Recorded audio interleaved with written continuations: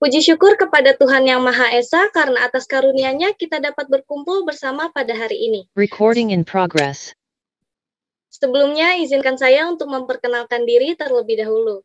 Perkenalkan, nama saya Andrea Clarissa Priscilla Nazar, mahasiswa Prodi Bahasa dan Kebudayaan Jepang Angkatan 2020, dan juga anggota aktif Hijansa sebagai moderator untuk acara hari ini hingga 1,5 jam ke depan. Selanjutnya, saya akan bacakan agenda untuk acara kali ini.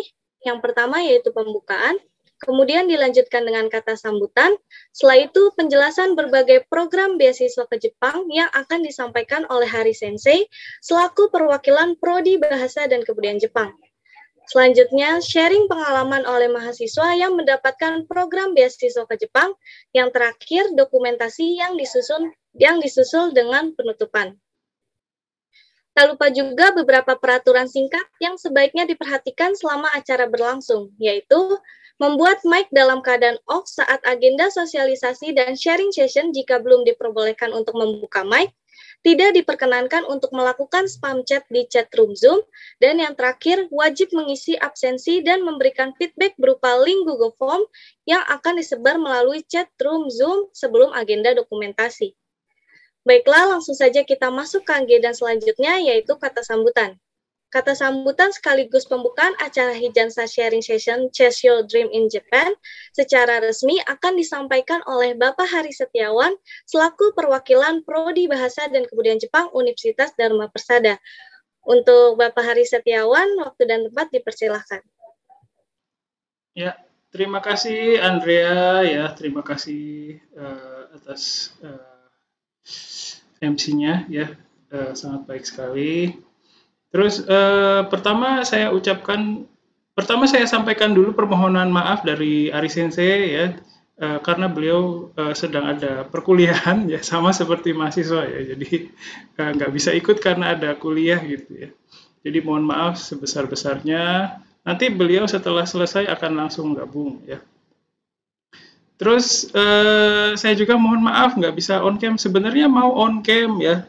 Seperti yang kalian lihat kalau saya on cam itu jadi gelap tuh, lihat tuh, ya. Ini mohon maaf, sepertinya ada kesalahan ada trouble di komputer saya, ya. Mohon maaf. Jadi mohon mohon maaf kalau nggak bisa on cam, ya. Tidak apa-apa, Sensei. Ya, oke. Terus pertama saya ucapkan terima kasih dulu kepada Lili sebagai wakil dari Hijansa, ya, dan sebagai panitia pelaksanaan Hijansa sharing ini, ya. Saya selaku wakil dari Prodi sangat senang sekali, sangat terbantu sekali, ya.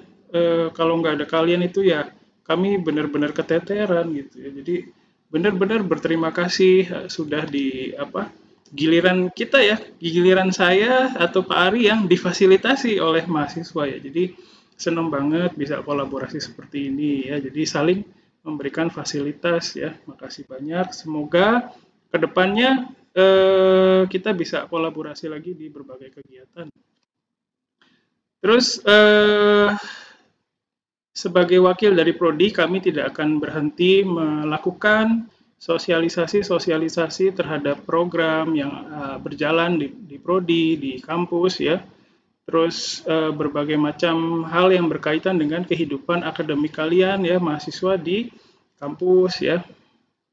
Terus tujuannya hanya untuk supaya terwujud komunikasi yang baik, ya. Jadi saya pribadi di perkuliahan juga sama, di pekerjaan saya juga sama, berusaha mewujudkan komunikasi yang baik, ya, antara saya, Prodi, dengan pihak lain yang termasuk di dalamnya mahasiswa. Dengan komunikasi yang baik, kita bisa mengatasi berbagai macam kendala. Terus nanti di kegiatan ini juga sudah dihadiri oleh senpai-senpainya yang sudah pernah mengikuti kegiatan belajar di Jepang atau dapat beasiswa, ya. Ada senang sekali bisa ketemu lagi sama Erdin, ya. Erdin udah lama nggak ketemu. Ya, Terus ada Teguh yang kebetulan namanya sama seperti saya, Setiawan ya. Terus ada Raka, ada Dava juga ya. Dava mic-nya keren banget, itu udah kayak YouTuber ya. Sip. Oke, Raka juga makasih banyak ya udah meluangkan waktunya. Terus untuk semua panitia juga kami dari Prodi sangat berterima kasih sekali ya kerjasamanya. Raka juga mic-nya udah bagus banget, itu udah mau jadi YouTuber ke sana ya ke arahnya. Raka sama Dava nih ya. Sip, sip. Kita tunggu kontennya. Oke, mungkin itu saja dari sambutan dari saya mewakili Prodi. Dengan ini secara resmi Hijansa Sharing 2.0 ya, secara resmi dibuka. Terima kasih. Baik, terima kasih Hari Sensei atas kata sambutannya. Tanpa menunggu lebih lama lagi, marilah kita langsung masuk ke agenda berikutnya, yaitu penjelasan mengenai berbagai program beasiswa ke Jepang yang akan disampaikan oleh Hari Sensei selaku perwakilan Prodi Bahasa dan Kebudayaan Jepang. Kalau begitu, langsung saja kepada Hari Sensei, waktu dan tempat saya persilahkan. Saya lagi ya. Oke, sip, makasih Andrea. Dipanggilnya Andrea atau apa? Banyak banget namanya. Cila, Sensei. Oh, Cila. Iya, Sensei. Oke, Cila. Makasih banyak ya. Siap. Saya share screen ya sebentar. Oke, apakah sudah terlihat? Sudah terlihat, Sensei. Oke, terima kasih. Ya, nanti kalau dalam perjalanannya ada komentar atau pertanyaan, silakan boleh nunggu selesai dulu juga boleh. Ada di tengah-tengah mau nanya atau penasaran juga boleh, pakai chat juga boleh ya, silakan. Baik, terima kasih. Sebelumnya saya perkenalan diri dulu sekali lagi, nama saya Haris Setiawan. Saya salah satu pengajar, terus bertugas sebagai sekretaris program studi Bahasa dan Kebudayaan Jepang, Fakultas Bahasa dan Budaya Universitas Dharma Persada ya. Saya sebenarnya ngajar dari tahun di Unsada itu dari 2004. 2004, Minasang ngapain 2004? Pada ngapain 2004? Masih SD? Masih SD, Sensei. Wow. Okay. Baru lahir, Sensei. Baru lahir. Serius, Tegar baru lahir? Oke, jadi masih TK. 2004 itu saya mulai ngajar di Unsada ya, terus tahun 2007 dapat beasiswa dari Unsada ya, jadi karena saya dosen di Unsada, jadi saya diberikan kesempatan belajar lagi di Jepang. Terus sedikit flashback ya, terus tahun 2011 itu pulang dari Jepang, terus sempat jadi ini juga sempat di posisinya Pak Ari ya sebagai ketua jurusan dulu, sempat sedikit ngerasain jadi Hokage. Ya, apa namanya, susah ya Pak Ari itu kerjaannya, saya ngerasain sendiri ya. Dan sekarang itu level pekerjaannya udah beda sama dulu ya. Saya bertugas itu tahun 2012 sampai 2014. Itu levelnya udah beda banget. Isi pekerjaannya, program-program kerjasama yang ada di prodi, di fakultas, di kampus itu udah beda banget levelnya sama zaman saya dulu ya. Jadi Pak Ari itu udah super apa ya? Ya pokoknya kalau misalnya pernah berhadapan sama Pak Ari kan selalu sibuk ya beliau itu ya. Jadi ya karena bebannya besar sekali ya, jadi tapi ya saya senang banget bisa support beliau ya. Saya sempat bareng di Jepang sama Pak Ari, sama Pak Herman, terus sama satu waktu itu pernah sama Pak Herman, Pak Ari, saya, Bu Irma Sensei, Andi Irma Sensei, sama almarhumah Hani Sensei dulu ada ya. Jadi sempat satu waktu tuh kita banyak kan ada dosen Unsada di Jepang semua ya, karena beasiswa semua.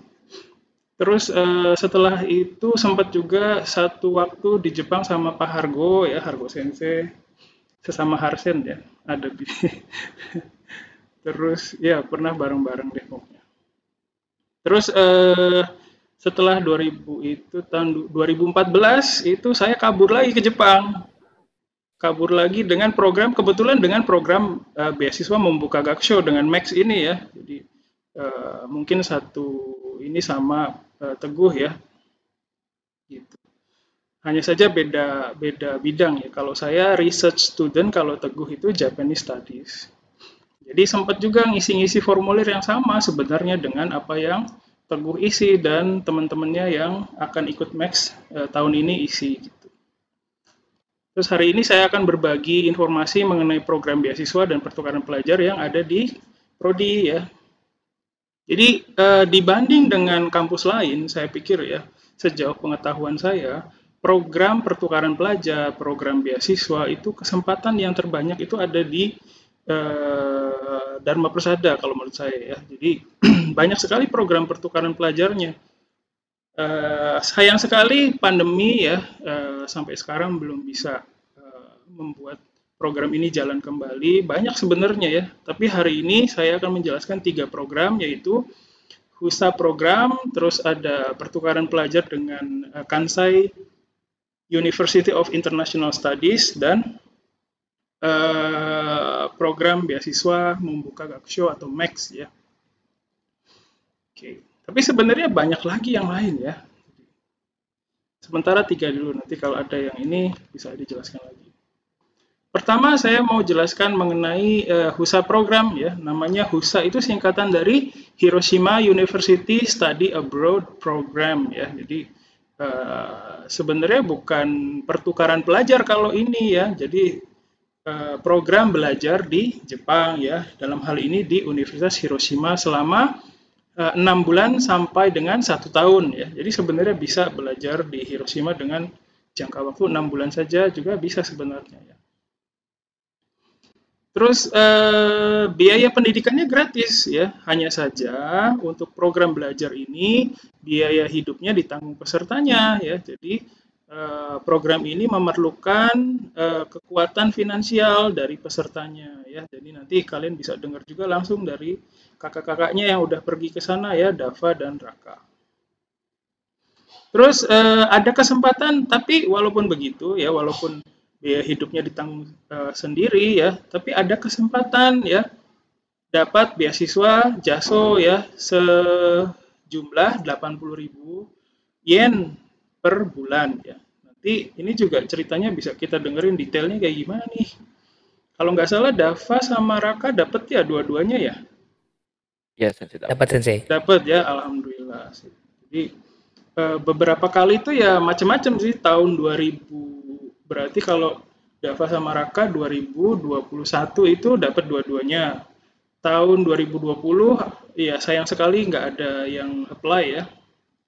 Tahun sebelumnya itu satu dapat, satu nggak dapat gitu. Jadi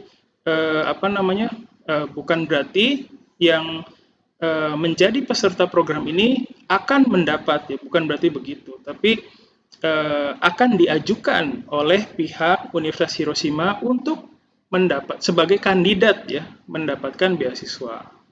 Dan alhamdulillah kemarin Dava dan Raka dapat ya. Oke, terus untuk HUSA program ini dituntut bisa berkomunikasi dalam bahasa Jepang atau Inggris ya. Dan akan lebih baik lagi kalau punya sertifikat ya kayak JLPT, JTEST, NATES atau TOEFL, TOEIC gitu ya. Jadi sebenarnya kalau misalnya nggak pede dengan kemampuan bahasa Jepangnya, kalau kalian baca dokumen penjelasannya, mahasiswa ini sebenarnya bisa mendaftar dengan sertifikat kemampuan bahasa Inggris sebenarnya. Jadi sebenarnya ada hal-hal yang kadang kami juga pihak prodi itu nggak menjelaskan secara menyeluruh gitu, karena mungkin kesempatannya juga yang seperti ini jarang ya.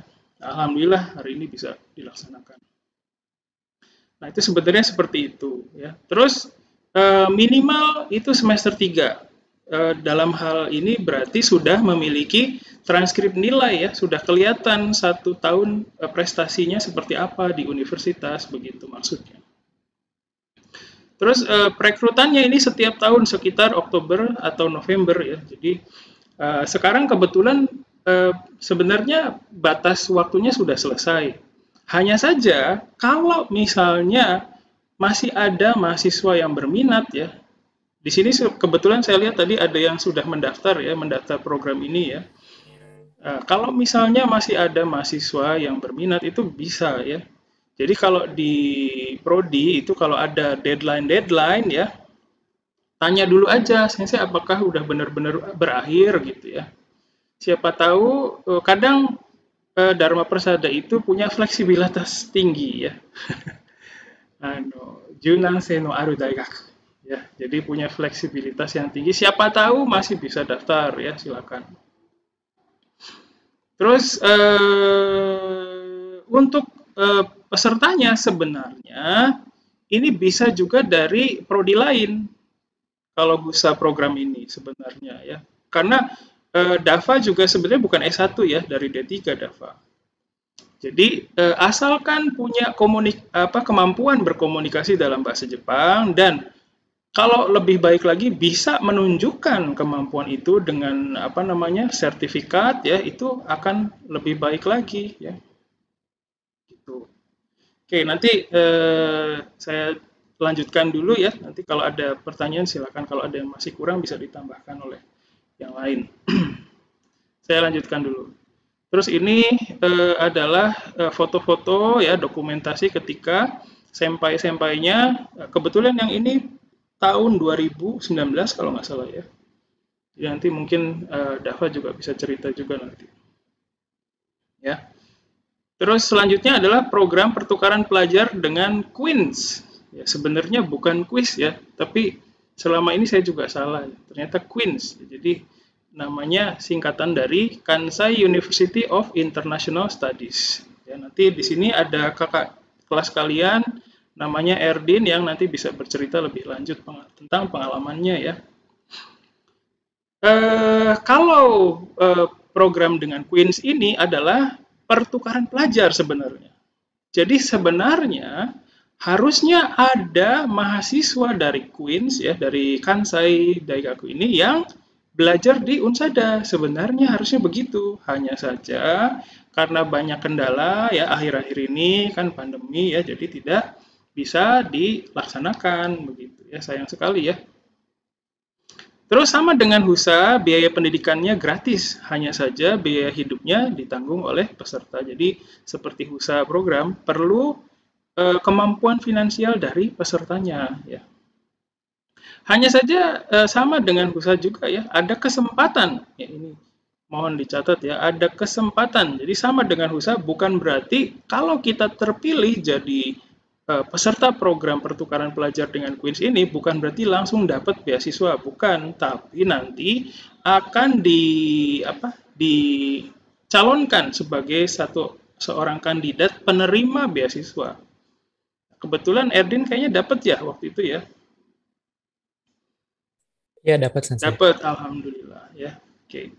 Terus kelebihannya dari program ini adalah bisa belajar bidang ilmu lain selain bahasa Jepang. Bisa belajar pariwisata, bisa belajar manajemen ya. Begitu. Tapi ya karena bisa, kalau misalnya mau belajar bidang lain tentunya harus memiliki kemampuan komunikasi bahasa Jepang yang lebih dari mahasiswa pada umumnya begitu. Terus minimal semester 3 dan perekrutannya ini setiap sekitar September dan Oktober. Nah kebetulan yang sudah pernah pergi ada di sini ya Erdin, dan nanti yang akan pergi selanjutnya juga ada di sini. Siapakah dia? Dia adalah ya ketua Hijansa ya, Lili ya. Mana Lili? Fotonya oh nggak ada. Ya pokoknya Lili deh. Nah itu dia muncul ya, Lili ya, nanti mau berangkat nanti bisa tanya-tanya ya. Jadi kebetulan untuk tahun depan sudah terpilih pesertanya yaitu Lili ya. Oke, ini terus ini foto-foto senpainya dulu ya, namanya Devina ya, dan ada lagi senpainya yang lain waktu mereka mengikuti program ini. Banyak sekali kegiatannya, ramai banget ya. Kalau ke Jepang itu tuh bisa apa namanya? Kalau bahasa Jepang itu seishun ga dekiru. Apa ya? Bisa ini lagi kayak pelajar lagi ya. Jadi bisa seperti pelajar ya. Oke, kita lanjutkan dulu. Terakhir ada program beasiswa Max ya, Japanese Studies. Nah, program ini adalah program belajar di universitas di Jepang ya. Jadi kalian bisa memilih universitas tempat kalian belajar ya. Biaya pendidikannya gratis, biaya hidupnya juga ditanggung ya. Terus tiket pesawat juga pulang pergi ditanggung, ada biaya pembuatan visa juga ditanggung ya. Ini sangat mempesona ya. Program beasiswa ini ya, mempesona. Ini juga minimal semester 3, perekrutannya baru berakhir kemarin ya, tanggal 5 kemarin sudah selesai, sudah ada calon-calon peserta ya dari Unsada tahun ini, nanti akan diurus. Terus di sini juga ada ya, bergabung di antara kita peserta-peserta tahun ini ya, nanti mungkin bisa cerita pengalamannya juga. Terus untuk perekrutannya ini ada 2 ya. Pertama, kita rekrut dulu secara internal. Jadi pendaftaran beasiswa Max ini tidak bisa sendiri-sendiri ya. Harus dikolektifkan oleh kampus ya. Dalam hal ini prodi ya. Jadi nanti ada perekrutan internal seperti yang sudah diumumkan di sosmed ya. Nanti setelah itu, setelah dari internal, kita kirimkan calon peserta untuk seleksi di tingkat kedutaan ya, begitu. Terus ini adalah sejarah orang-orang yang pernah menerima ya di Unsada. Sangat jarang sekali ya, mohon maaf dari jurusan juga belum bisa maksimal dalam mensupport ya mahasiswa untuk mengikuti kegiatan ini. Dulu ada senpai kalian ya, dai senpai ya, namanya Fanny Nayola, itu berangkat tahun 2014, dapat Max di tahun 2013. Sebenarnya Fanny Nayola ini berangkatnya berarti bareng sama saya. Waktu itu saya research student Fanny Nayola Japanese Studies gitu ya. Sama-sama kabur dari Indonesia. Ya. Terus satu lagi Teguh Setiawan ya, dapat tahun kemarin dan sekarang literally ada di Jepang ya.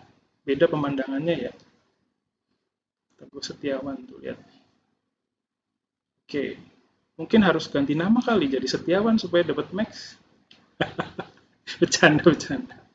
Ya, jadi itu saja ya cerita sedikit dari saya. Dan nanti saya mau mengajukan proposal ini ke Hijansa lagi ya. Siapa tahu kan di Hijansa itu ada bidang pendidikan ya.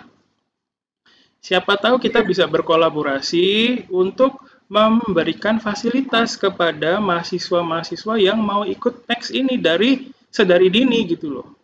Bisa dikasih kayak semacam klub buat belajarnya, nanti kita kolaborasi, prodi bisa misalnya saya jadi pembimbingnya gitu ya, atau dosen lain gitu, nanti akan membimbing dari awal supaya pas ujian Max ini bisa lebih siap gitu ya. Nah itu belum pernah, dulu pernah terwujud ya, tapi tidak bisa langgeng karena yaitu tadi kami juga dosen itu ya keteteran juga ya persiapan untuk ini. Jadi siapa tahu nanti kedepannya bisa kerjasama. Itu saja penjelasan dari saya. Mohon maaf agak overtime ya. Terima kasih. Assalamualaikum warahmatullahi wabarakatuh. Silakan dilanjutkan. Waalaikumsalam warahmatullahi wabarakatuh. Terima kasih Hari Sensei atas waktu dan penjelasan mengenai program beasiswa dari Hari Sensei sampaikan tadi. Kita ketahui bahwa ada banyak sekali program beasiswa ke Jepang. Di antaranya yang pertama ada HUSA program atau Hiroshima University Study Abroad Program, merupakan program belajar di Jepang, tepatnya di Universitas Hiroshima, selama 6 bulan atau 1 tahun yang dikhususkan kepada mahasiswa dari perguruan tinggi yang memiliki hubungan kerjasama dengan Universitas Hiroshima. Yang kedua ada Queen's Program atau Kansai University of International Studies Program, merupakan program pertukaran pelajar selama 1 tahun yang dilaksanakan atas kerjasama Universitas Dharma Persada dengan Universitas Internasional Kansai yang ada di daerah Hyogo dan Kobe, Jepang. Dan yang ketiga ada Max Japanese Studies atau Monbuka Gakusho Japanese Studies. Program ini merupakan program belajar gratis selama 1 tahun di Jepang untuk mahasiswa Indonesia memperdalam pemahaman mengenai bahasa dan kebudayaan Jepang.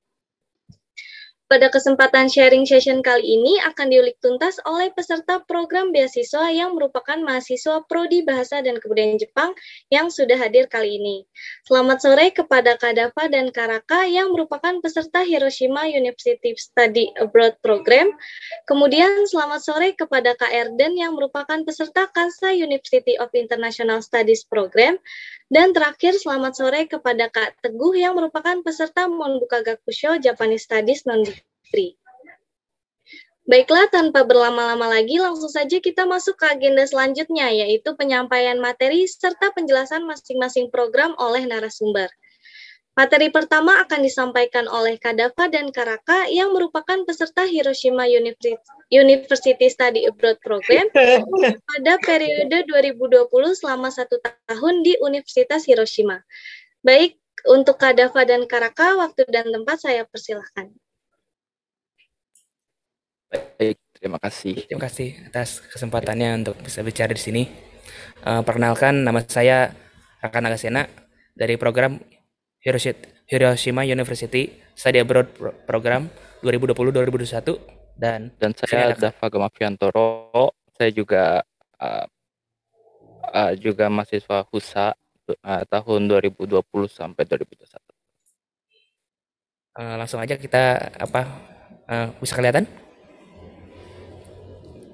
Ya. Sudah Kak, sudah terlihat. Untuk isi programnya mungkin bisa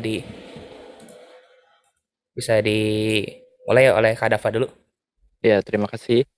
Sebelumnya apa sih itu HUSA program? Nah, HUSA program merupakan program kerjasama antara Universitas Dharma Persada dan Hiroshima University. Program ini dapat diikuti oleh perguruan tinggi yang memiliki hubungan kerjasama dengan Universitas Hiroshima. Jadi kalian nggak hanya kalian dengan mahasiswa-mahasiswi Hiroshima aja, cuma ada mahasiswa dari perguruan tinggi lain di negara-negara lain yang ikut HUSA ini, jadi kalian bisa bareng dengan yang lain-lain. Untuk kuliah ini berlangsung selama 6 bulan atau 1 semester dan 1 tahun. Kalian juga bisa apply selama 1 tahun atau 2 semester. Untuk jam kuliahnya hampir sama kayak di sini, dari jam 8 sampai jam 4 sore. Nah, untuk 1 term itu kalian dianjurkan untuk mengambil minimal 14 SKS atau 7 mata kuliah per minggu. Ya, setelah kalian diterima di HUSA, kalian diharuskan untuk mengikuti Japanese Proficiency Test atau mengisi soal ujian bahasa Jepang yang dimana itu akan memberitahu kalian level mana sih kalian harus belajar dari level mana sih. Jadi ada yang namanya Morito Institution, itu adalah program belajar bahasa Jepang yang berafiliasi dengan Universitas Hiroshima. Jadi sebagai contohnya saya itu masuk ke level 3. Nah, di sana saya belajar dengan orang mahasiswa-mahasiswi yang ikut HUSA program yang setara dengan level saya. Di sisi lain, saya juga bisa mengikuti di mata kuliah bidang lain, seperti contohnya saya mengambil teknik multimedia. Asalkan sebelum kalian mengambil mata kuliah itu, kalian harus punya izin dari dosennya itu. Jadi sebelum kalian apply mata kuliah tersebut, kalian email ke dosen yang bersangkutan. Selain itu, mahasiswa bisa mengikuti ekstrakurikuler atau circle selama mengikuti program HUSA. Jadi kalian bebas untuk mengikuti semua kegiatan yang ada di Hiroshima University. Untuk selanjutnya mungkin Kak Raka. Oke, untuk selanjutnya ya kehidupan kuliah di Jepang ini ya ada suka dan dukanya ya. Dan untuk di sini juga ada do or don't selama kuliah di Jepang, terutama di HUSA. Kalau misalnya dari saya ya sukanya untuk kehidupan saya selama mengikuti Hiroshima University Study Abroad program ini, ya bisa bertemu langsung dengan orang Jepang, bisa kuliah langsung di sana, merasakan seperti apa sih eh seperti apa sih ya belajar di sana gitu. Dan ternyata ya bisa dibilang cukup berbeda ya apa cara belajarnya. Seperti kalau saya di sini kan, kalau di Danau Persada itu nggak begitu kaku ya. Kalau saya contohnya seperti sama dengan Hari Sensei gitu. Biasanya ngomongnya kan santai-santai aja. Sementara kalau di sana kan ya bisa dibilang sapa langsung masuk ke isinya, ngajar kayak gimana langsung keluar gitu kan. Dan yang gitu juga lumayan unik sih menurut saya ya. Dan untuk dukanya selama di sana ya, terutama gara-gara selama saya setahun di sana mengalami banyak lockdown, dan ya karena corona saya juga nggak bisa bebas ke kampus. Waktu itu sempat berapa bulan, jadi akhirnya sekitar 3 bulan kali ya itu online semua, sama sekali nggak ada yang offline, nggak ada tatap muka. Jadi walaupun saya di sana juga sama sekali nggak kerasa ada apa ya, sama aja dengan di Indonesia gitu, tapi bedanya kita tinggal di sana gitu. Untuk Kak Dava sendiri, kalau untuk suka dukanya gimana ya? Ya, untuk sukanya sih hampir sama ya. Jadi bisa berbincang langsung dengan teman orang Jepang, dan juga karena ya saya ngikuti ekstrakurikuler Sashinbu, sama satu lagi Iroha, yaitu sejenis Koryukai gitu. Jadi skill bahasa Jepangnya lebih terasa.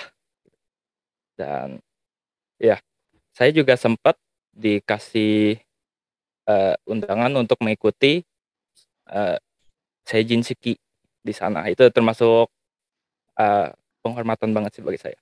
Untuk dukanya ya sama juga, itu karena pandemik, jadi hampir nggak pernah ke kampus, jadi di online semua. Dan matsuri juga lebih banyak di cancel sih waktu itu. Hampir nggak ada ya waktu itu ya. Iya, Dan sama ya mungkin jauh dari keluarga juga sih, sedikit homesick dikit.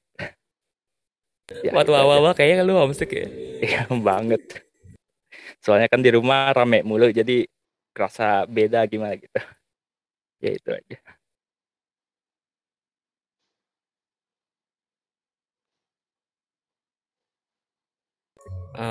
Untuk selanjutnya, untuk akomodasi di sini untuk Hiroshima University ada disediakan student dormitory, dan di sini ada 4 tipe ya. Ada A, B, dan D, dan tipe C. Dan untuk pemilihan ini kita nggak bisa langsung milih ya. Maksudnya walaupun kita pilih sekalipun, nanti ada kemungkinan kita akan diacak oleh ininya, oleh panitia sananya untuk ditempatkan di yang sudah ditentukan gitu. Tapi kita bisa mengisi formulir kalau misalnya untuk di sana inginnya di mana gitu. Dan untuk untuk fotonya di sini, untuk tipe A di sini bisa dibilang paling banyak ya. Enggak, kalau paling banyak beda deh ya. Kalau tipe A ini bisa dibilang cukup enak ya untuk ditinggali, karena saya dan Dava kebetulan ya bersampingan itunya kamarnya, dan bayarnya cuma 9.300 yen. Kalau dirupiahin berapa ya, 1.300.000 kali ya dulu tuh. 1.300.000 itu udah setelah pajak. Tapi ya untuk biaya listrik, gas, dan air itu masih belum masuk konetsuinya. Sekitar berapa waktu itu ya, 4.000 yen mungkin ya. Dan tapi yang gak enaknya untuk tipe A ini, shower dan toiletnya adanya kalau satu lantai ya dipakainya bersama-sama gitu. Misalnya satu lantai itu kan ada 10 kamar, jadi artinya 10 orang itu pakai shower dan toilet yang sama. Sementara shower itu cuma ada dua kamar mandi yang bisa dipakai. Jadi ya agak repotnya di situ ya untuk tipe A. Tapi enaknya di sini masih ada wifi, ada kompor di dalam kamarnya, ada wastafel juga. Tapi ya tipe A ini cuma untuk laki-laki aja. Selanjutnya tipe C. tipe C ini yang bisa dibilang paling mahal dari semua tipe yang akomodasi di sini. 16.200 yen. Dan itu ya setelah pajak. Ya, tapi tak termasuk biaya listrik, gas, dan air. Saya dengar dari teman saya yang di tipe C itu, katanya untuk biaya listrik itu lebih mahal di sana sama air, karena ya toiletnya kan nggak barengan ya, jadi lebih mahal di situ. Dan ya sama dengan yang tipe A, ada wastafel, ada kompor, ada wifi. Dan tipe C ini itu untuk laki-laki dan perempuan. Jadi nggak hanya untuk laki-laki, nggak hanya untuk perempuan gitu. Dan yang terakhir ada B dan D. B dan D ini harganya paling murah ya, 6.700 yen ya setelah pajak, tapi nggak termasuk biaya listrik, gas, dan air. Tapi di sini kompor sama wastafel juga nggak, ya apa, satu lantai ya dipakai semua 10 orang, 10 kamar itu. Dan dia cukup ribet ya menurut saya. Tapi ya dari harganya cuma 6.700 yen, artinya sekitar 900.000 ya. Ya lumayan lah menurut saya. Udah ada wifi juga, ada AC juga. Dan bedanya tipe B sama D ya itu dari ya gender ya, laki-laki dan perempuan.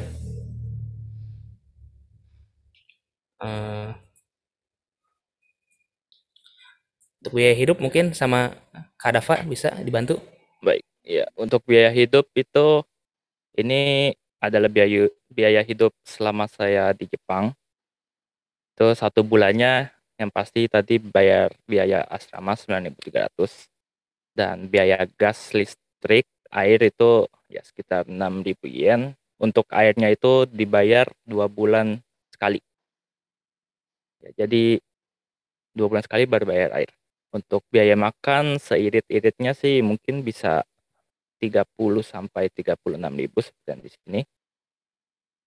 Terus ada asuransi kesehatan 3.300 atau biaya tertentu seperti ya mungkin ada pengen beli sesuatu atau biaya SIM card mungkin, Atau misalnya masang internet sendiri juga kan bisa di sana. bisa. Dan ya ada beberapa kayak mungkin ada yang kelewatan gitu, misalnya bayar asuransi yang pertama kali kan itu kan ada yang cukup ribet biayanya. Itu sekitar 15.000. Jadi total biayanya itu bisa sampai 69.000 yen.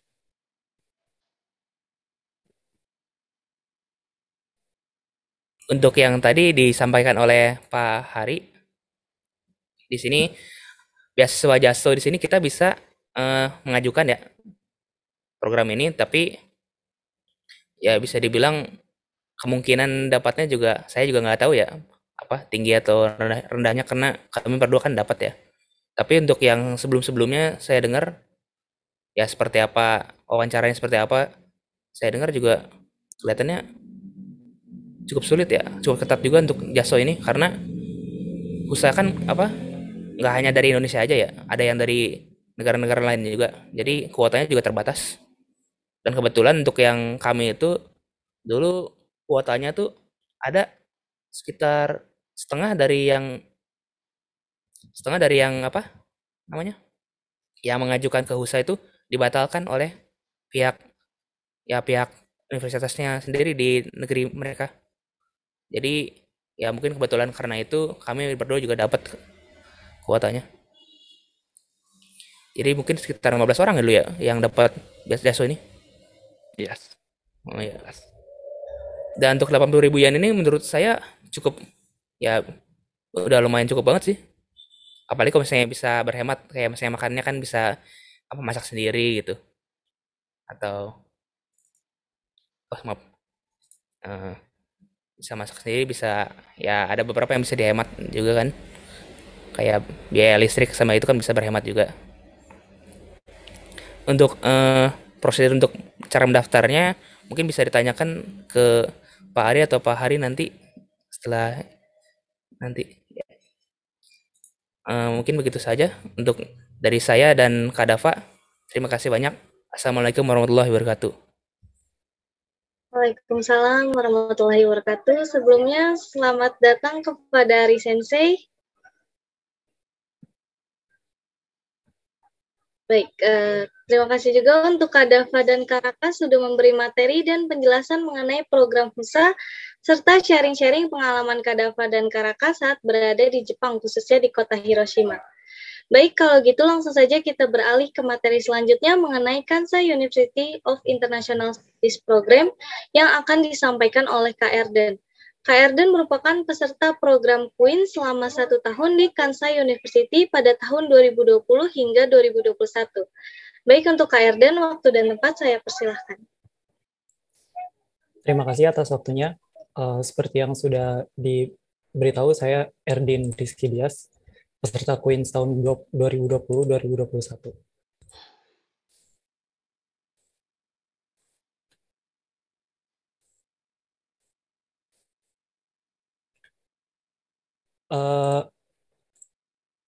Berikut adalah rangkaian materi yang akan saya sampaikan. Saya akan mulai dari pengenalan singkat kembali untuk program Queens ini, dan saya akhiri dengan saran.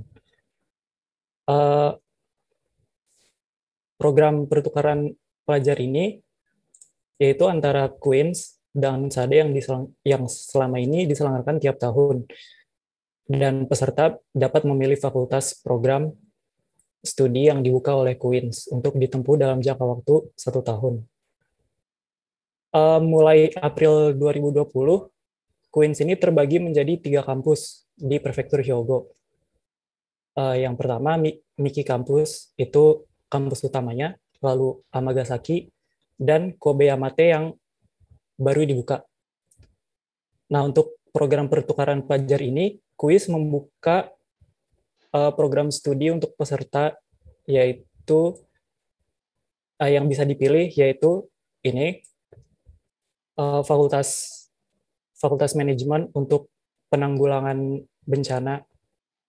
Kemudian di Amagasaki, yaitu Fakultas Manajemen untuk bisnis dan marketing, lalu Fakultas Pendidikan, kemudian Fakultas Komunikasi Internasional, dan Fakultas Psikologi yang baru dibuka di Kobe Yamate. Kemudian program studi yang saya jalani adalah manajemen di Amagasaki. Dalam program studi ini saya mempelajari turisme inbound, yang artinya turis mancanegara yang datang ke Jepang. Dan pembelajarannya itu berupa data, yaitu dari jumlah kedatangan turis yang datang hingga apa yang mereka konsumsi selama di Jepang. Kemudian budaya dari asal negara mereka, dan juga hukum-hukum dari penerimaan dan pelayanan pendatang luar negeri tersebut. Kemudian marketing, di sini saya belajar strategi dan juga alur periklanan. Yang selanjutnya adalah namanya Kokyaku Manzokurong. Itu artinya ilmu kepuasaan pelanggan. Di perkuliahan ini kami melihat langsung bagaimana perusahaan besar memberi layanan terbaik terhadap pelanggannya. Selain itu juga komunikasi bisnis. Dan selain materi penjuruan tersebut, materi penting seperti bahasa Inggris dan Jepang juga tetap masuk dalam program studi. Kemudian prosedur pendaftaran program ini, yaitu pertama dari pengumpulan dokumen dan pendaftaran ke program studi Unsada. Setelah itu, setelah dikonfirmasi dari program studi, pengiriman dokumen oleh mahasiswa ke Queens. Kemudian setelah diterima dari Queens, pihak Queens akan mengontak calon peserta mengenai upacara penerimaan dan kedatangan ke Jepang. Untuk rangkaian upacara penerimaannya yaitu seperti berikut. Di awal dari upacara penerimaan, kemudian langsung tes kemampuan bahasa Jepang, seperti di USA juga sama, placement test juga, kemudian sambutan dan arahan oleh ketua program studi masing-masing dari mahasiswa baru. Tapi prosedur yang saya alami tahun lalu itu upacara dilakukan secara online, dan tidak hanya upacara tapi perkuliahan selama kurang lebih 1 bulan itu dilakukan secara online di rumah di Indonesia sebelum bisa ke Jepang. Kemudian tempat tinggal yang disediakan oleh Queens adalah berupa mansion. Itu terletak di Takatacho, Amagasaki. Di dalamnya terdapat 2 kamar washitsu, tapi pakai kasur, bukan futon. Kemudian ada ruang kerja, dapur beserta peralatannya, kamar mandi dan toilet terpisah, dan fasilitasnya seperti AC, kulkas, microwave, dan wifi juga sudah termasuk. Kemudian untuk peralatan, misalnya peralatan dapur atau apa yang lainnya, misalnya merasa kurang, itu bisa dibeli sendiri sesuai kebutuhan. Untuk biayanya, tarif sekali jalan bus itu 210 yen. Jadi kalau misalnya saya dalam 1 minggu itu 4 hari kuliah,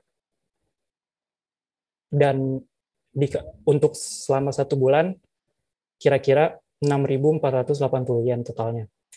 Kemudian biaya tempat tinggal ada 40.000 yen. Kemudian ini biaya tambahan lainnya seperti biaya makan, asuransi kesehatan, dan biaya tambahan seperti jajan-jajan atau misalnya SIM card. Jadi 1 bulan totalnya itu 73.000 yen kira-kira. Tetapi untuk saya pribadi, karena menurut saya tempat tinggal tidak jauh dari kampus, jadi saya memutuskan untuk jalan kaki ke kampus dari rumah. Itu jaraknya 3 km. Mungkin kalau yang nggak biasa sih mulai lumayan kerasa.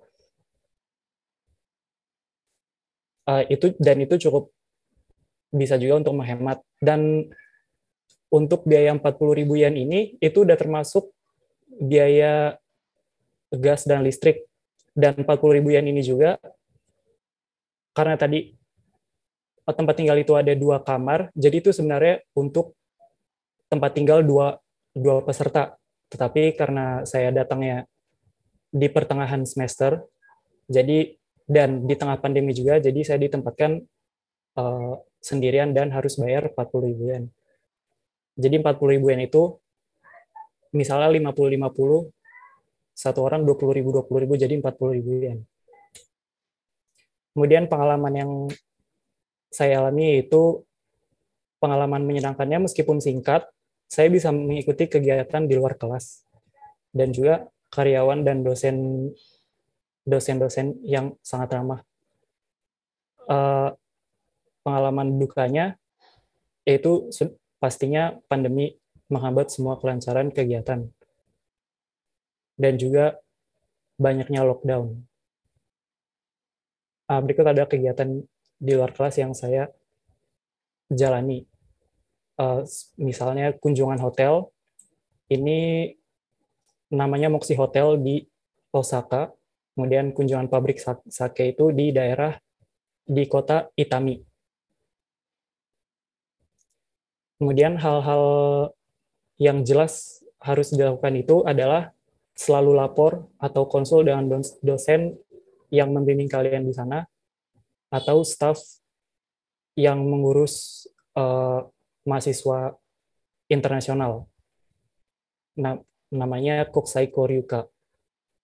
Dan juga sering-sering lihat informasi di website portal kampus. Itu selalu update pagi-pagi. Dan harus melakukan itu semua. Kemudian hambatan yang saya alami juga, biasanya program ini dibuka pendaftaran itu sekitar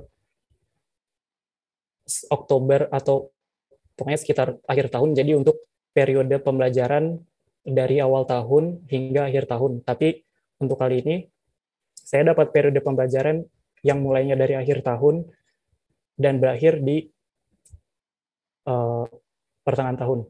Maka dari itu, programnya dimulai dari musim gugur, yaitu sama dengan semester genap di Indonesia. Jadi, saya merasa kesulitan pada awalnya karena materi perkuliahannya lanjutan dari semester sebelumnya.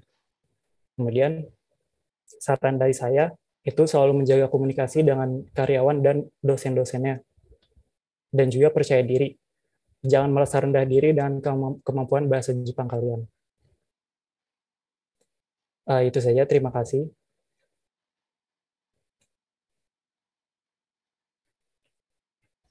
Baik, terima kasih Kak Erden atas pemaparan materi dan penjelasan mengenai program kuis, serta sharing-sharing pengalaman Kak Erden saat menjalani program kuis di Kansai University. Baik, untuk materi terakhir kali ini akan disampaikan oleh Kak Teguh, yang merupakan peserta yang lulus program Monbuka Gakusho Japanese Studies Non-Degree tahun 2021, dan sekarang Kak Teguh sedang menjalani program ini di Jepang, tepatnya di Universitas Ichiba. Kalau begitu langsung saja kepada Kak Teguh, waktu dan tempat saya persilahkan. Oke, terima kasih atas waktu yang diberikan. Sebelumnya perkenalkan, nama saya Teguh Setiawan, saya angkatan 2019 kelas karyawan, dan saya adalah penerima program beasiswa Japanese Studies Max, seperti yang tadi sudah disampaikan. Baiklah, langsung saja. Next. Pertama, program beasiswa dari Max sendiri sebenarnya ada banyak banget, seperti yang teman-teman udah sering lihat lah pastinya di mana, di website kedutaan gitu kayak gitu, atau mungkin dari informasi dari dosen dan lain-lain. Jadi program yang saya ambil itu Japanese Studies, yaitu programnya untuk S1 atau D4 yang jurusannya adalah sastra atau pendidikan bahasa Jepang. Kemudian programnya sendiri 1 tahun, kemudian penempatannya di berbagai universitas yang ada di Jepang. Kemudian seperti namanya gitu kan ya, Japanese Studies. Jadi di Jepang sendiri saya belajar tentang bahasa dan budaya Jepang, tentunya dengan metode-metode yang sedikit berbeda, seperti pembelajaran di kelasnya itu ya karena dosennya orang Jepang ya, jadi full pakai bahasa Jepang, atau kalau kita ngambil kelas yang ada bahasa Inggrisnya bisa pakai bahasa Inggris juga. Terus ditambah juga ada kegiatan home visit ke rumah orang Jepang. Jadi kita bisa tahu gimana sih kehidupan orang Jepang secara langsung. Kemudian ada juga kegiatan pertunjukan kabuki. Saya juga belum ngerasain sih karena masih dijadwalin di musim semi ini. Next. Kemudian di program ini fasilitas yang saya peroleh apa aja gitu kan ya. Pertama, saya diberi biaya kuliah ditanggung sepenuhnya oleh Max, kemudian mendapat tunjangan hidup sebesar 117.000 yen per bulan, dan ini ditambah dari pihak kampusnya itu sebesar 3.000. Jadi totalnya itu sebenarnya bisa dapat per bulannya sekitar 120.000 yen. Kemudian tiket pesawat pulang pergi Indonesianya masing-masing sekali berangkat, sekali pergi, sekali berangkat, sekali pulang ya, sorry. Kemudian bebas biaya pembuatan visa pelajar, dan tentunya yang terakhir yang paling enak nih, tanpa ikatan dinas, jadi kita bebas gitu. Kemudian program ini ada biayanya nggak sih gitu? Sorry, next. Karena tadi saya udah bilang juga kayak yang udah Hari Sensei sampaikan juga, terus yang barusan saya bilang, program ini sepenuhnya gratis. Jadi selama kita hidup di Jepang ya benar-benar cuman bangun, makan, kuliah, belajar, tidur gitu aja sebenarnya.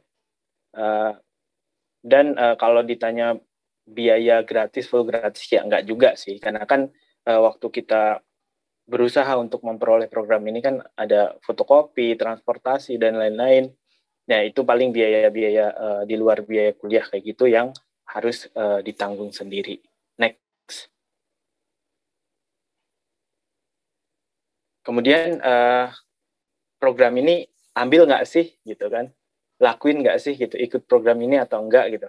Ya mungkin karena buat teman-teman yang ikut webinar ini pastinya pengen gitu kan. Tapi ini sebenarnya perlu pertimbangan yang cukup matang, terutama bagi teman-teman yang mungkin ngambil kelas di Unsada itu kelas karyawan. Karena mau nggak mau harus resign kan dari perusahaan. Jadi ketika nanti diterima, kita siap nggak untuk melepaskan pekerjaan kita, itu yang jadi pertimbangan yang cukup besar, apalagi kalau yang di perusahaan yang ditempati itu udah jadi karyawan tetap misalnya, itu untuk ikut program kayak gini itu perlu pertimbangan yang besar. Next, kemudian suka dan duka gitu kan. Yang pertama suka hal-hal yang saya rasakan menyenangkan di sini selama satu bulan ya berarti belajar bahasa dan budaya Jepang secara langsung ya dari penutur asli di Jepang tentunya, kemudian dapat teman-teman baru dari berbagai negara, kemudian selain itu juga mengasah kemampuan berkomunikasi ya, kan karena dari negara lain otomatis kita pakainya bahasa Jepang, atau kalau pas lagi susah banget buat ngomong pakai bahasa Jepang bisa pakai bahasa Inggris. Kemudian belajar tapi dibayar ya kan, karena full biayanya kita dikasih gitu kan ya dari pemerintah Jepang, dalam hal ini Max ya kita belajar tapi ya dapat pesangon. Kemudian yang terakhir bisa liburan di Jepang gratis ibaratnya. Jadi kita bisa main ketika hari libur, ya bisa main kemana-mana. Meskipun lagi pandemi kita tetap hati-hati ya, tapi bisa kok main. Kemudian dukanya itu masa tunggu yang lama banget.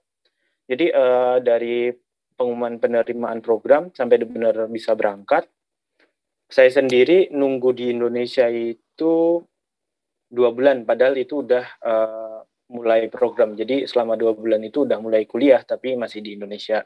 Kemudian pembelajarannya online dengan perbedaan waktu. Ya karena perbedaannya 2 jam sebenarnya nggak terlalu berat banget, tapi ya untuk dibilang nggak berat, ya berat karena kita harus bangun lebih pagi daripada biasanya.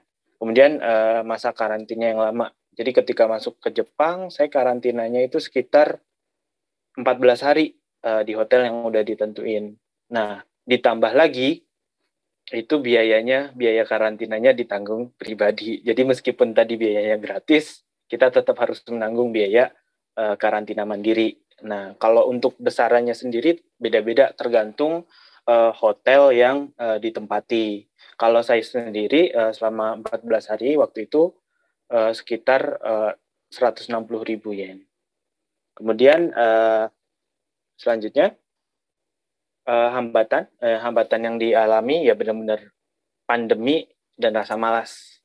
Jadi selama pandemi ini dari mulai pendaftaran yang udah susah, kemudian ketika kita harus berpindah dari satu tempat ke tempat lain, karena saya dari daerah, ketika mau ke Jakarta harus tes dan lain-lain, jadi agak terhalang. Kemudian rasa malas itu karena belajarnya online, itu ketika di kamar kan males banget ya mau ngapa-ngapain kadang, jadi kadang ya gitu males bangun, males kerjain tugas dan lain-lain. Kemudian saran harus sabar dan kuat batin, kayaknya kok sarannya sepele banget sih gitu kan. Tapi emang benar selama pandemi kayak gini kesabaran sama kuat mental, kuat batin itu sangat diperlukan, karena ya kita kayak udah interest banget harus bisa berangkat, tapi ya kita dipaksa harus menunggu dengan kondisi yang tidak jelas kapan bisa berangkat, seperti itu. Next. Kemudian langsung aja nih kalau yang berminat mengenai prosedurnya, pertama ya memastikan dokumen-dokumen itu kita siapin, kemudian registrasi online, nunggu konfirmasi, kemudian dicetak, kemudian melengkapi dokumen, kemudian dokumen nanti dikirim ke Unsada, karena yang akan mengirim ke pihak kedutaan Jepang adalah pihak kampus. Kemudian dokumen yang udah yang diterima itu yang datang sebelum deadline dan juga memenuhi syarat. Next. Kemudian tahapan seleknya sendiri yaitu ada tahap primary screening, itu meliputi seleksi dokumen. Jadi dokumen yang udah dikirim itu diseleksi dari pihak kedutaan, kemudian yang diterima kita dapat email buat ngikut ujian tulis. Nah, ujian tulis ini sebenarnya normalnya dilakukan kita datang ke kedutaan, kita ujian tulis gitu kan ya. Namun karena pandemi yang saya alami adalah ujian tulis ini digantikan dengan ujian interview seputar kemampuan bahasa Jepang. Jadi pertanyaannya menyeluruh terkait bahasa Jepang, seperti kita diminta membuat kalimat, menjelaskan pola kalimat, dan lain sebagainya.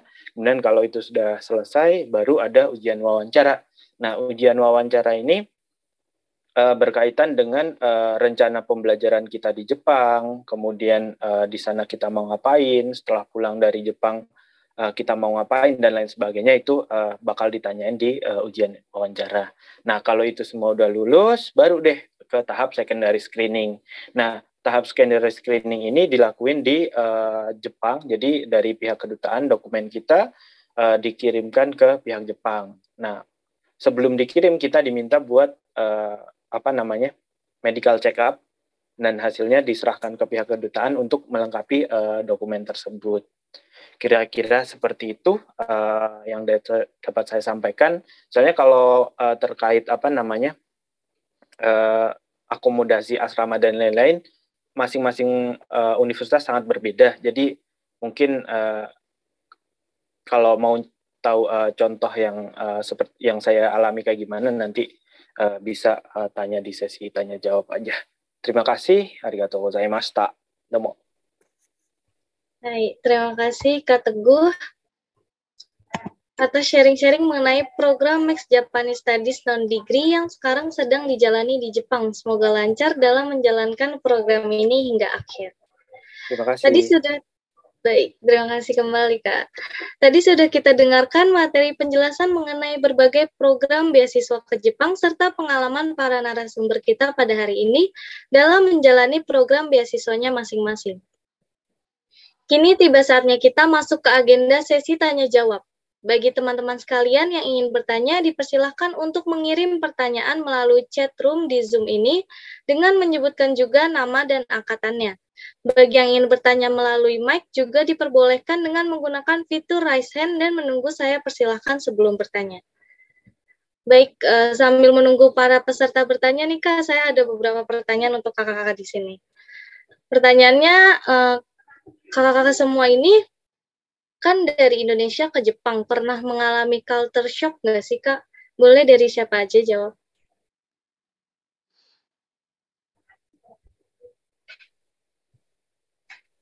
Boleh dari saya dulu?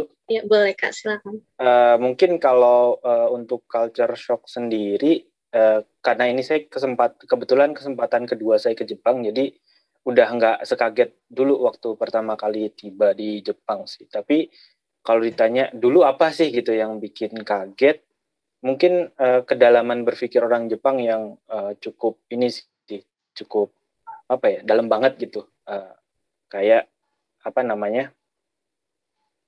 kita baru mikir sampai A, ternyata orang Jepang udah nyampe D kayak gitu. Nah, itu bikin kita kayak, kok gue kayak bego banget ya gitu. Jadi yang kayak gitu tuh yang bikin agak kaget. Oh, baik. Terima kasih Kak Teguh atas jawabannya. Kalau dari Kak Raka, Kak Dava, dan Kak Erden, bagaimana? Kalau saya kebetulan untuk yang kesempatan yang ini, saya itu ke Jepang udah yang ketiga kalinya. Dan kalau ditanya untuk culture shock itu, mungkin pertama kali saya merasa kalau misalnya di Jepang itu banyak sekali peringatan-peringatan ya. Kayak misalnya di benda-benda tuh, contohnya kayak di kotak pizza, nanti ada tulisan gitu peringatan, buka dulu sebelum dimakan gitu. Contohnya seperti itu. Jadi hal-hal yang sudah jelas sekalipun pasti ada petunjuknya gitu. Mungkin itu ya yang menurut saya agak takjub dengan Jepang. Oh iya, baik Kak. Terima kasih Kak atas jawabannya. Kalau dari Kak Dava sendiri bagaimana Kak? Ya, kalau saya mungkin agak lucu ya. Saya mungkin di onsennya aja ya. Kak, ini sih saya pertama kali ke Jepang ya. Jadi sempat diajak Karaka buat ke onsen. Cuma pemikiran saya tetap lah, kok mandi bareng tetap gitu. Jadi ya agak malu sih. Gitu. Baik, terima kasih Kak. Kalau dari Kak Erden sendiri, bagaimana Kak? eh, apa ya, sangat emang ternyata benar-benar orang Jepang tuh sangat patuh gitu. Aku pernah dulu waktu pengen nyebrang jalan gitu kan di perempatan.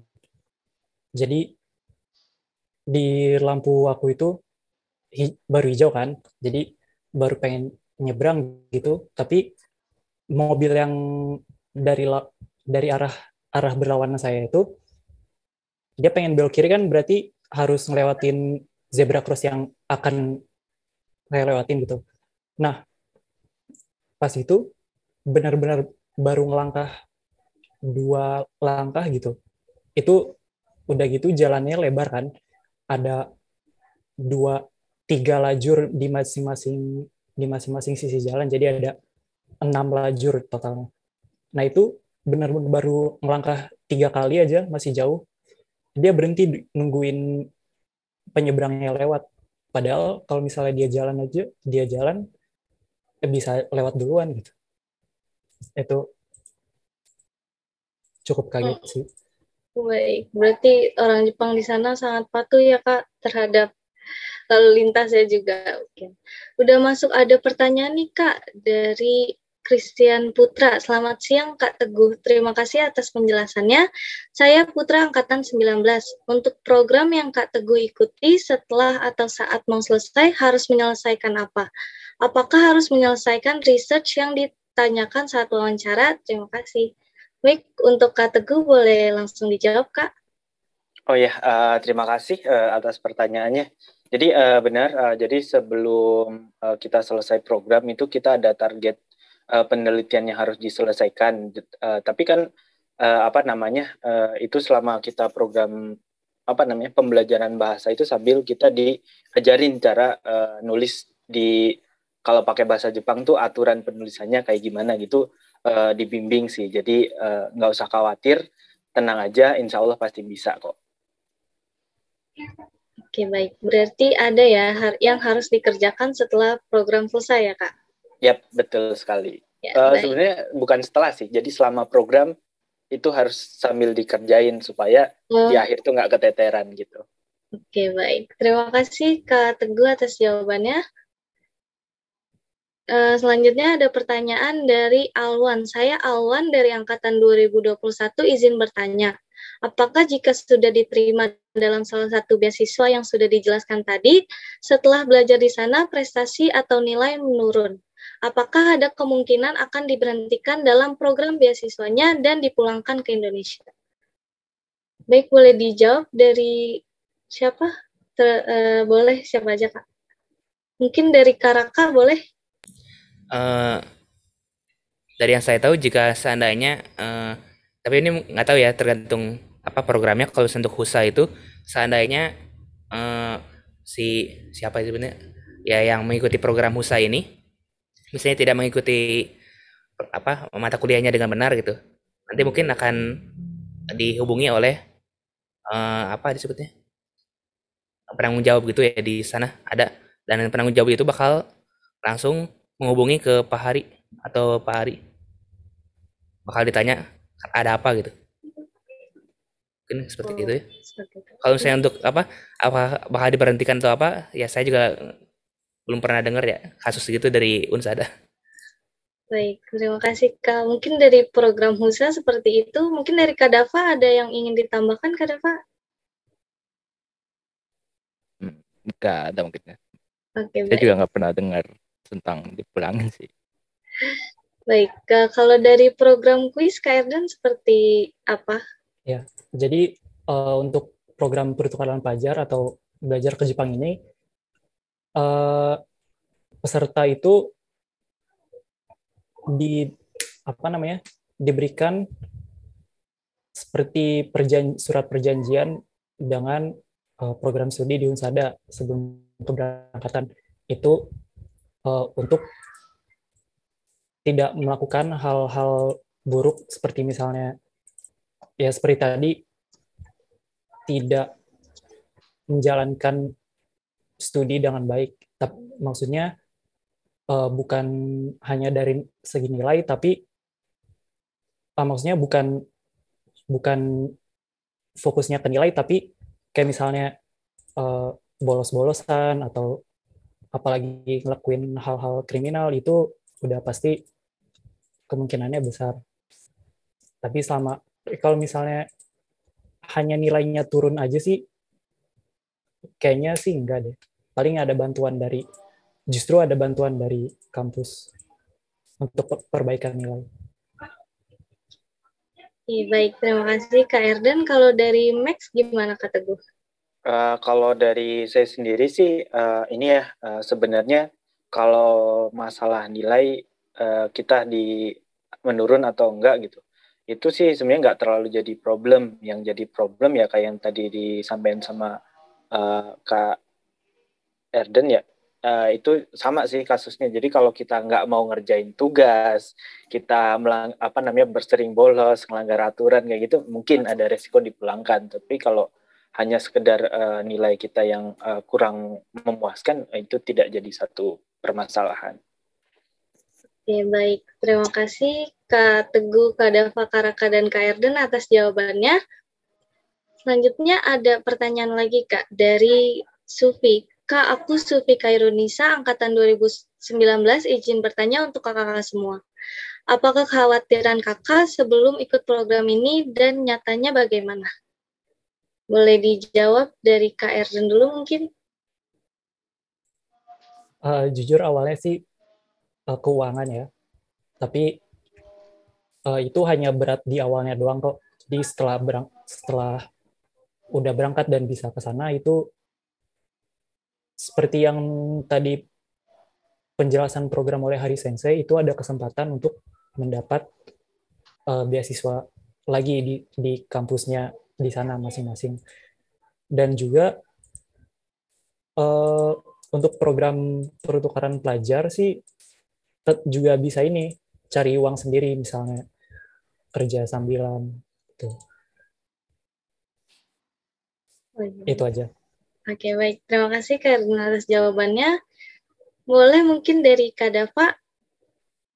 Ya, untuk khawatir sih sama kayak Kak Erdan, itu keuangan. Cuma setelah ada ada pengumuman kalau saya dapat jaso, itu malah saya khawatir gak bisa ke Jepang sih malah, karena pada masa pandemi. Jadi selama 3 bulan tuh online di Indonesia. Jadi selama 3 bulan itu saya khawatir kapan bisa ke Jepangnya, malah kebalik.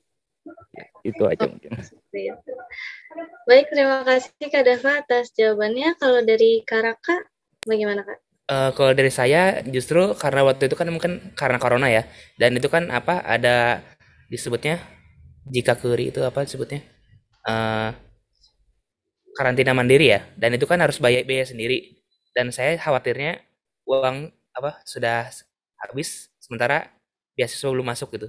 Itu mungkin khawatiran saya. Dan satu lagi kalau saya karena ya seperti tadi karena habis banyak habis banyak untuk karantina mandirinya, jadi untuk kayak biaya-biaya yang tak terduga seperti misalnya contohnya kemungkinan ada kecelakaan atau apa, saya jadi nggak bisa bayar gitu, saya nggak bisa bayar obat atau apa, karena saya juga tahu kan untuk biaya medis di Jepang itu cukup mahal walaupun pakai asuransi 70% sekalipun.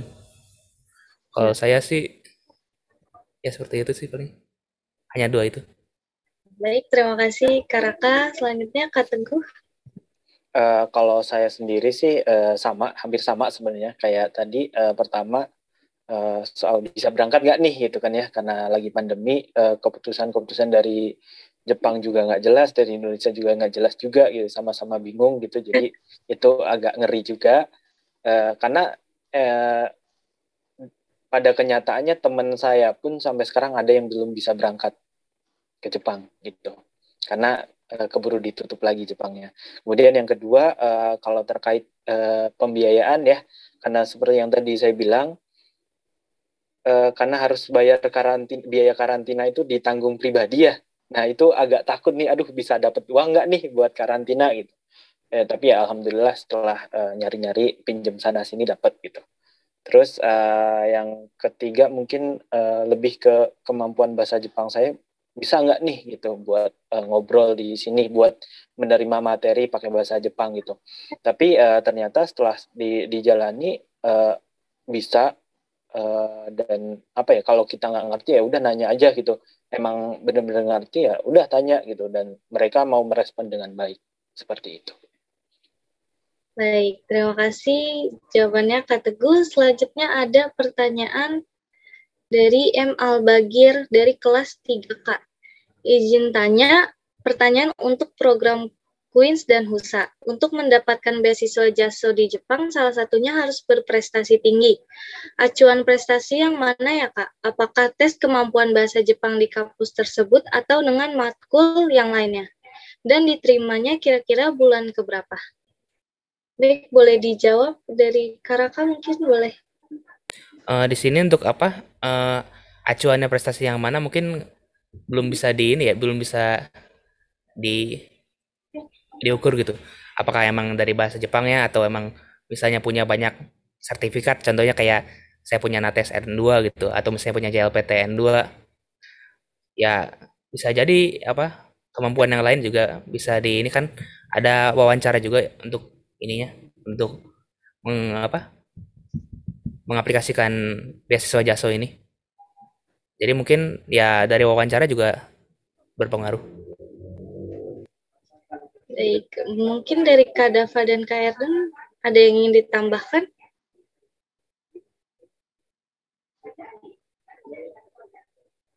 Baik, tidak ada ya. Baik, terima kasih. Tadi diterimanya kira-kira bulan keberapa itu maksudnya mungkin itu ya apa uangnya dapat kapan gitu ya? Kali ya. Iya mungkin. Untuk M. Albagir bagaimana? Sepertinya iya ya Kak. Mungkin. Oh ya, kalau begitu kalau saya pengalaman saya dengan Dava itu ketika bisa datang ke kampus ya.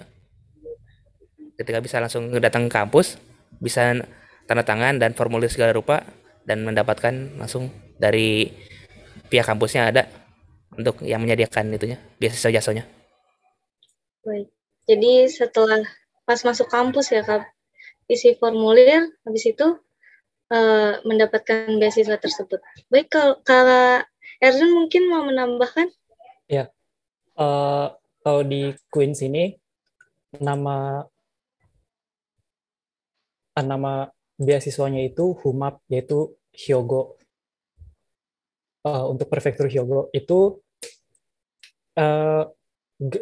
juga untuk pesertanya nggak terlalu jelas banget gimana aplikasinya. Yang jelas dari pihak Queens-nya sendiri yang mengaplikasikan, dan itu saya syukurnya dapat. Dan untuk beasiswa itu harus menulis laporan 3 kali, yaitu sebelum berangkat, pengalaman ketika sedang menjalani program, dan sebelum selesai, sekitar 2 bulan sebelum program selesai. Itu aja sih. Itu bisa diterima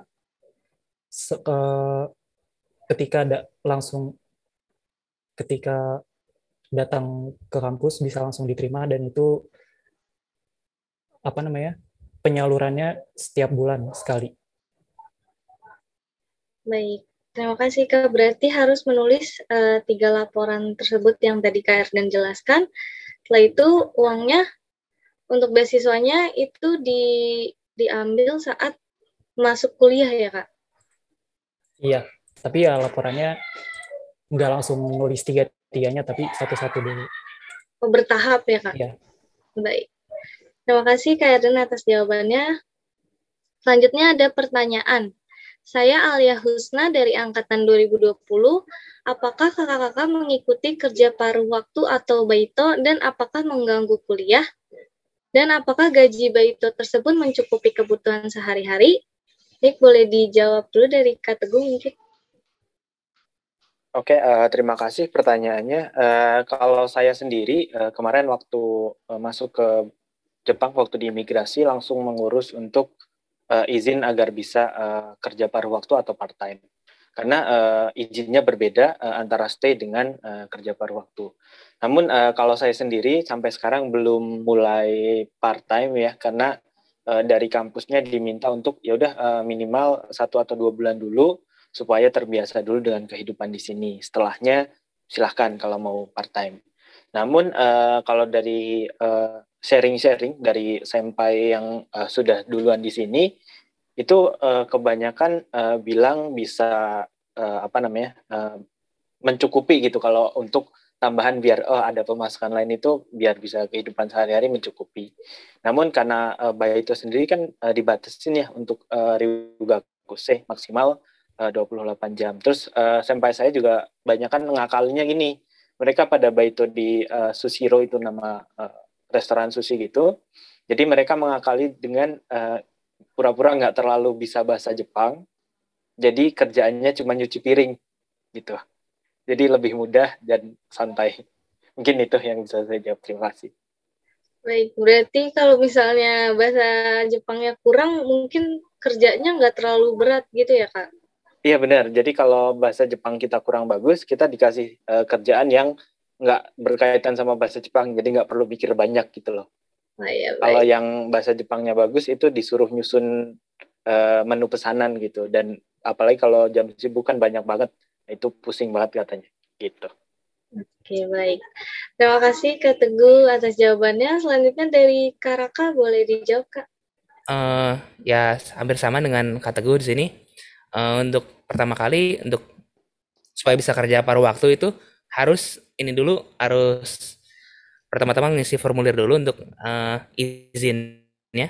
Itu sebenarnya bisa diisi dari awal, dari sebelum kita berangkat, dan nanti ketika nyampe ke bandara bisa langsung dikasih, atau ya bisa juga seperti kata Teguh yang isinya langsung di sana. Untuk Baito sendiri kalau saya kebetulan enggak ya, karena rata-rata di Hiroshima ini, di tempat yang saya cari ini rata-rata mereka menginginkan part timer itu yang lebih dari 1,5 tahun. Sementara saya waktu itu tinggal 8 bulan lagi. Jadi ya waktu itu saya nggak paruh waktu, tapi senpai saya Kak Kaicat ya. Ya. Dia kerja paruh waktunya tuh sebagai tutor di Hiroshima bagian kotanya.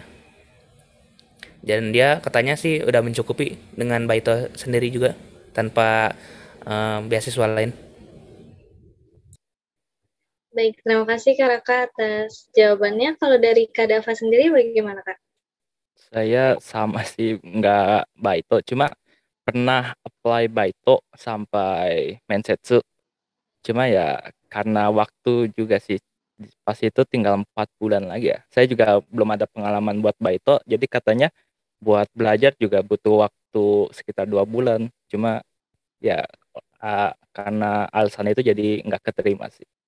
Itu aja. Baik, terima kasih Kak Dava atas jawabannya. Kalau dari Kak Erdan sendiri bagaimana, Kak? Saya ambil Baito nggak nyampe 1 tahun sih. Tapi untungnya sih dapat. Jadi emang di Jepang itu Arubaito itu ada periode minimalnya kebanyakan, dan itu biasanya cukup lama juga, 3 bulan ke atas.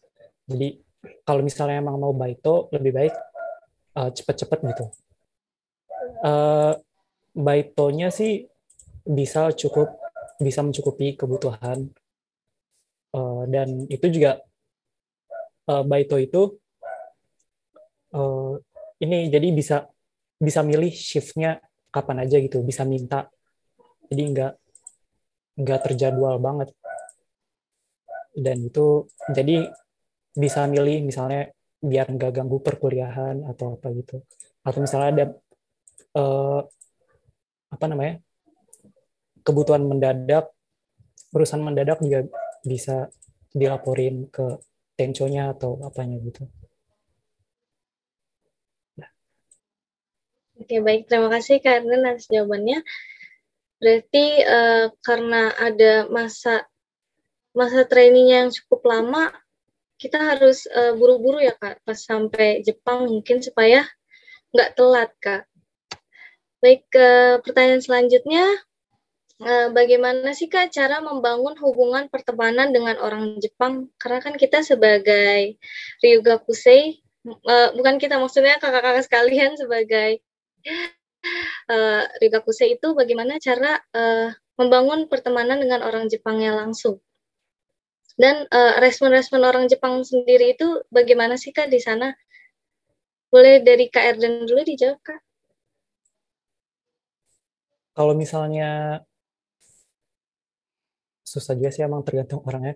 Tapi kayaknya sih kalau misalnya diri sendirinya bisa cheerful gitu, cerah, saya yakin sih pasti uh, lebih mudah gitu yang dapetin.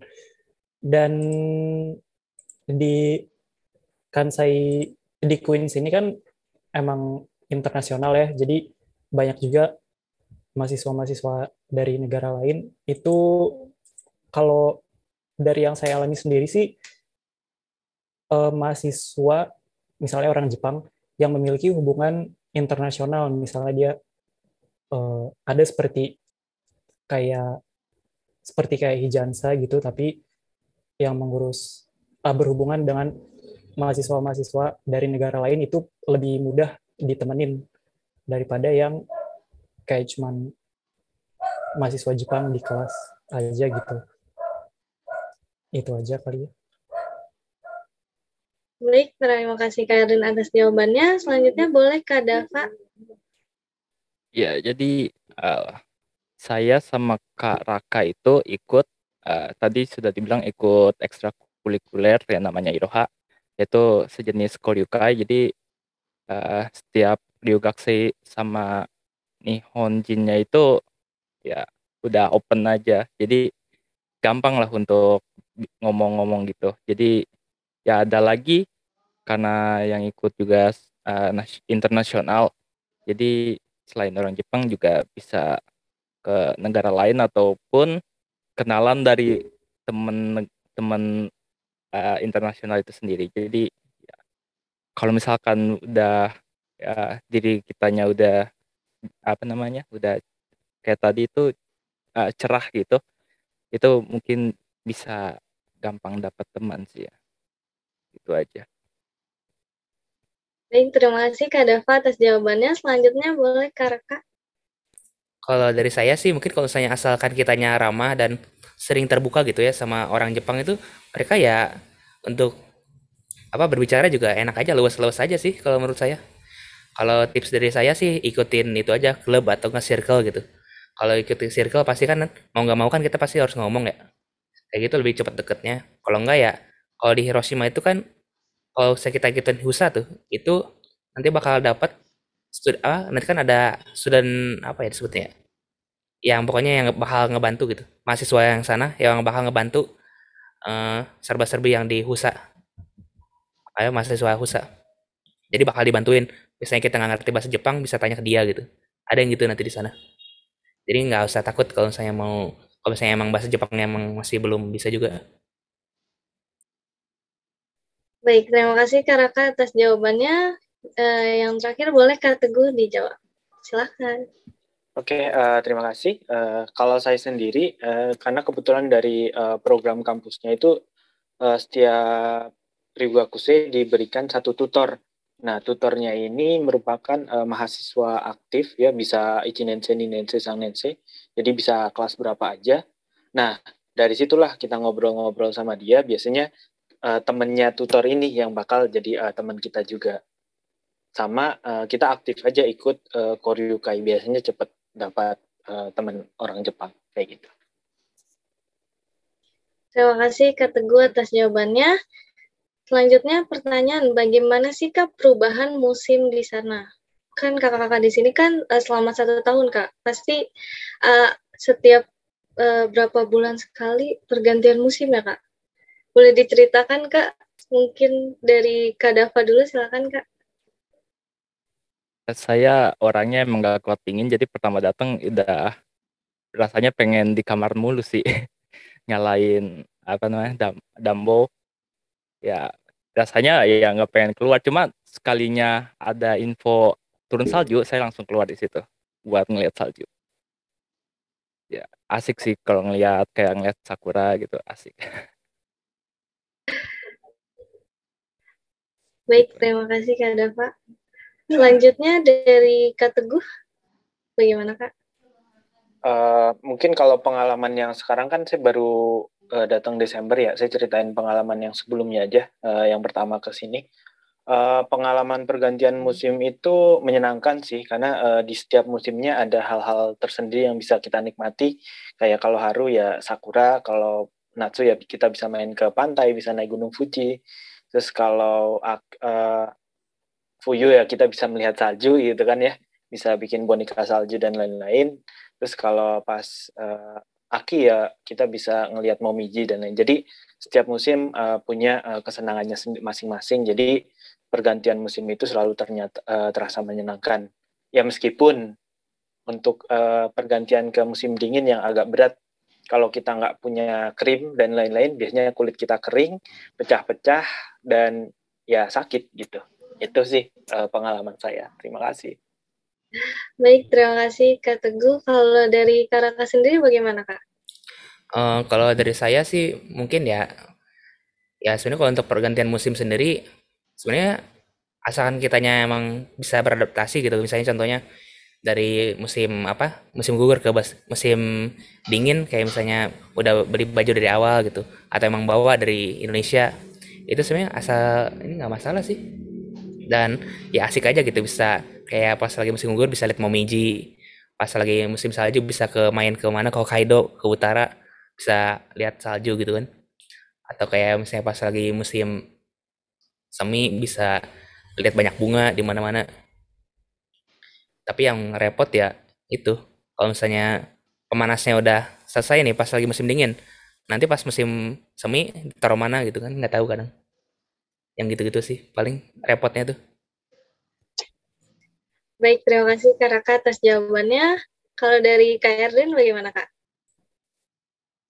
Setuju sih yang peralatan pergantian musim itu yang bikin ribet.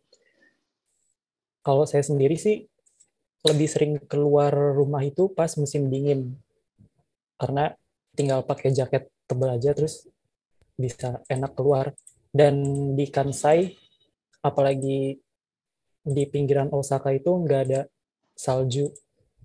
Jadi mungkin nggak dingin-dingin banget. Dan uh, yang lebih ngerasa nggak enak itu ketika Tsuyu atau musim penghujan sekitar bulan Juni sebelum musim panas itu hampir setiap hari hujan terus.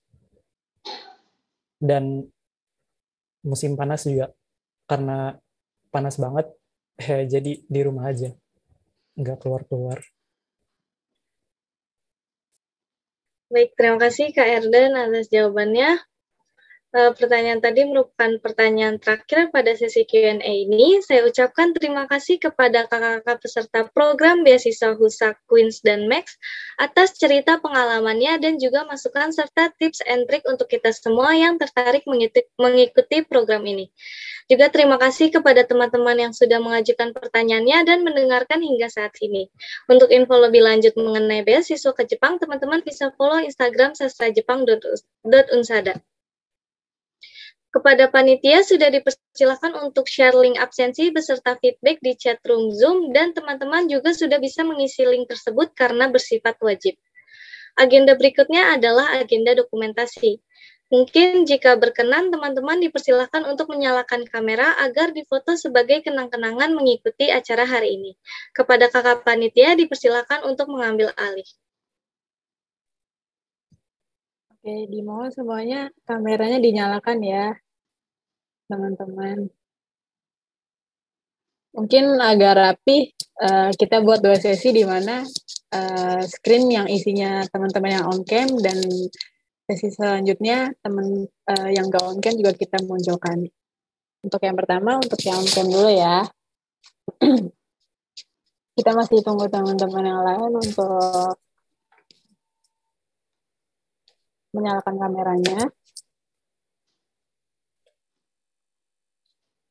Wah, masih banyak banget nih Kak Cila yang dengerin sampai akhir ternyata. Maaf ya, luar biasa. error. Oh iya. Kameranya belum berfungsi. Tidak apa-apa, Sensei. Oke. Kita mulai ya untuk yang kameranya on dulu ya, teman-teman. Oke, kita hitung 1, 2, 3. Oke, sebentar aku save dulu ya.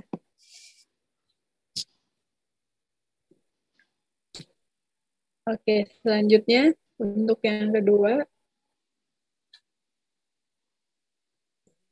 1, 2, 3. Oke, selanjutnya di slide kedua ya. 1, 2, 3. Oke, untuk slide yang terakhir.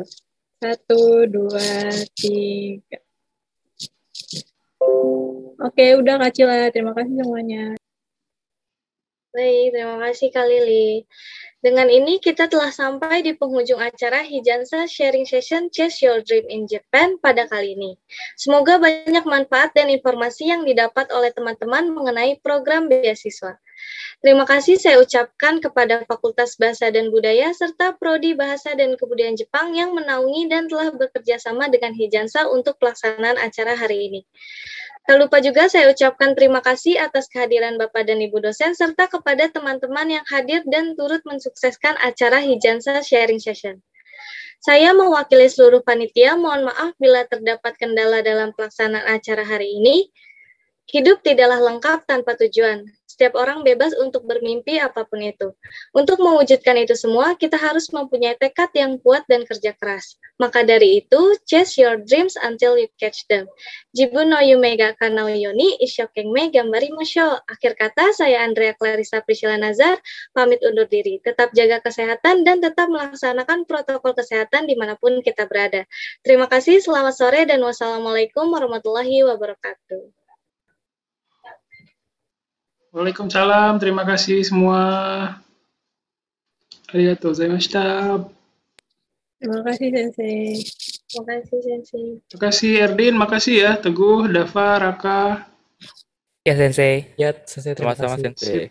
Lili, makasih. Cila, Feby, Tegar, semua panitia makasih banyak.